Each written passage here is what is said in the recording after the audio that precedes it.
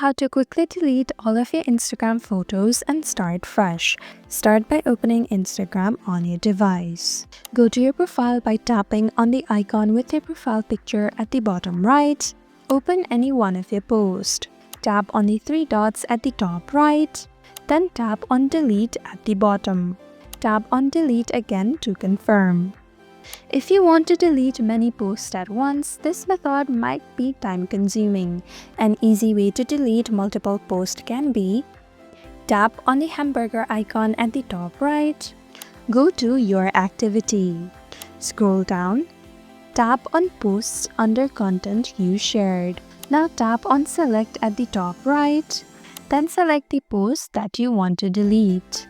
Tap on delete at the bottom. A confirmation message will pop up. Just hit delete again. Now if you go back, the posts are all gone. And that is how to delete all of your Instagram photos.